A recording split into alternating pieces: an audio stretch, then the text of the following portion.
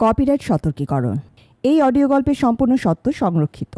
লেখক বা প্রকাশকের লিখিত অনুমতি ছাড়া গল্পটির কোনো অংশ কপি, পুনঃপ্রকাশ, রেকর্ড, আপলোড বা অন্য কোনো মাধ্যমে প্রচার করা আইনত দণ্ডনীয় অপরাধ। অননুমোদিত ব্যবহার শনাক্ত হলে প্রয়োজনীয় আইনগত ব্যবস্থা গ্রহণ করা হবে। একের পর এক নৃশংস হত্যাকাণ্ডে আতঙ্কিত পুরো শহর। 7 দিনের ব্যবধানে মিলেছে 3টি বিকৃত লাশ। প্রতিটি হত্যার ধরন একই, প্রতিটি রহস্য আরও গভীর। সত্যিই কি শহরে এসেছে কোনো সিরিয়াল কিলার, নাকি এর আড়ালে লুকিয়ে আছে আরও ভয়ঙ্কর কোনো সত্য?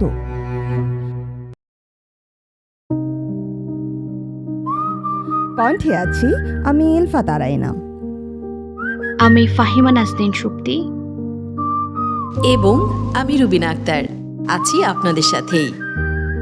তাহলে আর দেরি নয়, চলুন ডুবে যাই রহস্য, রোমাঞ্চ আর শিহরণে ভরা গল্প শুরুইয়ের জগতে। সূর্যের তেজ কমে এসেছে। মাথার উপরের বিস্তৃত আকাশ লাল আভা ধারণ করেছে। পাখিরা কিচিরমিচির করতে করতে নিজ নিজ নীড়ে ফিরছে। সুমি, রুমি এবং ইমু 3 বান্ধবী। স্থানীয় একটি উন্মুক্ত পার্কে তারা অনেক দিন পর একত্রিত হয়েছে। ব্যস্ত জীবন আর কাজের চাপে তাদের একসঙ্গে পথ চলা হয়ে ওঠে না। সুমি একজন প্রাইভেট ডিটেকটিভ। তীক্ষ্ণ বুদ্ধি দিয়ে মেয়েটি কত শত কেসের রহস্য নিমিষেই সমাধান করেছে।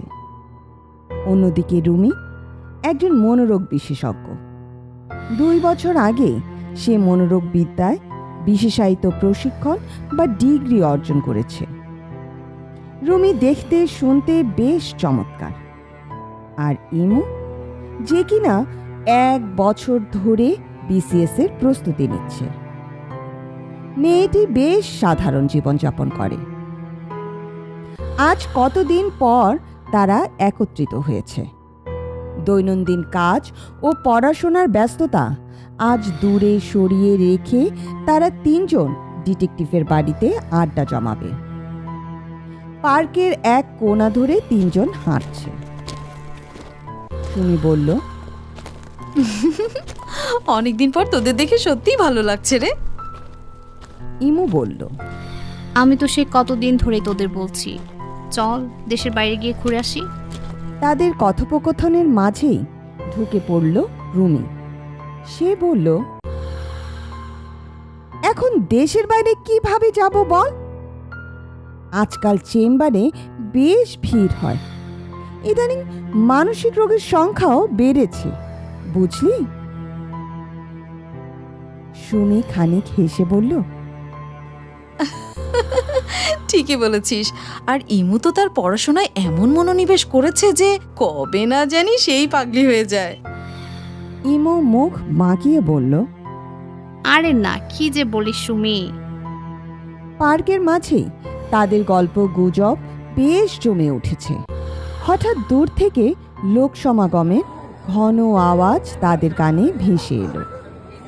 সুমির তীক্ষ্ণ দৃষ্টি সরাসরি চলে গেল দূরে জড়ো হওয়া মানুষগুলোর দিকে। সে বলল, ওখানে এত মানুষ কেন রে? রুমি বলল, বুঝতে পারছি না তো, চল গিয়ে দেখি। ইমু সহ ওরা 2 জন তাড়াহুড়ো করে সেই ভিড়ের দিকে এগিয়ে গেল।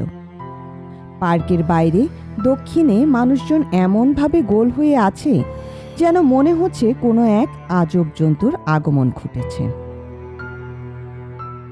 3 বান্ধবী সেখানে যেতেই দূর থেকে তাদের কানে পুলিশের গাড়ির সাইরেন ভেসে এলো। 2টি গাড়ি দ্রুত গতিতে ছুটে এসে সেই গোল হওয়া মানুষগুলোর পাশে থামল। সাথে সাথে নেমে এলো পেট মোটা ওসি সহ আরও 10-12 জন পুলিশ সদস্য।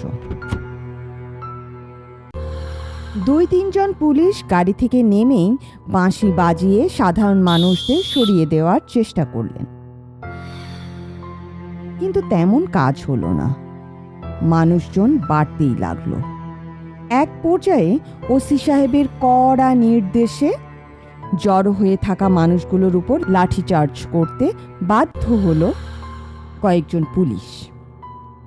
ধীরে ধীরে ভিড় কমে গেল। মানুষগুলো সব রাস্তার ধারে কিংবা দূর থেকেই সব কার্যকলাপ দেখতে লাগলো। এতক্ষণ মানুষজন যেখানে গোল হয়েছিল, এখন সেখানটা মোটামুটি ফাঁকা। সুমি একটু মাথা উঁচিয়ে সেই দিকে লক্ষ্য করতেই তার চোখ দুটো বড় বড় হয়ে গেল। একটা কলেজ পড়ুয়া ছেলের দেহ মৃত অবস্থায় পড়ে আছে। শুধু মৃতই না, দেহটি এমন বীভৎসভাবে পড়ে আছে যা দেখলে যে কারো চোখ কপালে উঠবে। লাশটির চোখ দুটো ভেতর থেকে উঠানো। বুক থেকে পেট পর্যন্ত কোনো কিছু দিয়ে চামড়া ছিঁচে ফেলার চেষ্টা করা হয়েছে। সেই বীভৎস লাশটি দেখে সুমি রীতিমতো চমকে গেল। সুমির এমন অবস্থা দেখে রুমি এবং ইমুও লাশটির দিকে তাকালো। রুমি সহ্য করতে পারলেও ইমু তা পারল না। সে ওয়াক ওয়াক করে বেসামাল হয়ে পড়ল। তাকে সামলাতে রুমি এগিয়ে গিয়ে বলল, আরে ইমু, সাবধানে। আমি তো জানি তুই এসব সহ্য করতে পারিস না, ওদিকে দেখতে গেলি কেন? ইমু কোনো মতে নিজেকে সামলে নিয়ে বলল, আমি আর এখানে এক মুহূর্তও দাঁড়াতে পারবো না রে। রুমি বলল, আচ্ছা দাঁড়া। এই বলে রুমি খানিকটা এগিয়ে সুমির কাছে গিয়ে বলল, ইমুর অবস্থা খারাপ, বাড়ি যেতে হবে। সুমির পুরো সেন্স এখন লাশটি এবং ঘটনাস্থলের দিকে। সে কোনো মতে তার বাড়ির চাবিটি রুমিকে দিয়ে বলল, তুই ওকে নিয়ে বাড়ি যা, আমি একটু পরেই আসছি। তুই এখানে থেকে কি করবি? যদি কোনো ঝামেলা হয় তুইও চল। আসছি, যা, দেরি হবে না। এরই মধ্যে ঘটনাস্থলে মিডিয়ার লোকজন এসে হাজির। মিডিয়ার সকল কর্মীরা যে যার চ্যানেলের জন্য নিউজ করার চেষ্টা করছে। সেখান থেকে একটি তরুণীর কিছু কথা সুমির কানে ভেসে এলো। যে কথাগুলো শোনার পর সুমির রক্ত চলাচল এবং হৃদস্পন্দন কয়েক গুণ বেড়ে গিয়ে সুমি অনবরত ঘামতে লাগলো। মাইক্রোফোন হাতে তরুণী ক্যামেরার সামনে দাঁড়িয়ে বলল, এই নিয়ে শহরে 7 দিনে পরপর 3টি লাশের সন্ধান পাওয়া গেল। প্রত্যেকটি লাশ একই বয়সের, কলেজ পড়ুয়া। বর্ণনা অনুযায়ী ছেলেগুলোকে একইভাবে মারা হয়েছে। খানিক ঠোক গিলে তরুণী আমতা আমতা করে আবার বলল, তবে কি শহরে কোনো সিরিয়াল কিলারের আগমন ঘটেছে?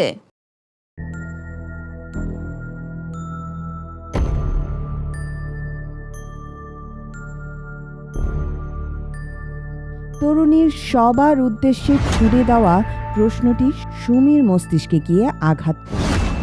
সে মাথায় হাত দিয়ে কিছু একটা ভাবতে লাগলো। এরপর আশেপাশে না তাকিয়ে সোজা তার বাড়ির উদ্দেশ্যে রওনা দিল। অন্যদিকে পুলিশ সদস্যরা লাশটি ফরেনসিক বিভাগে পাঠিয়ে দিল ময়নাতদন্তের জন্য।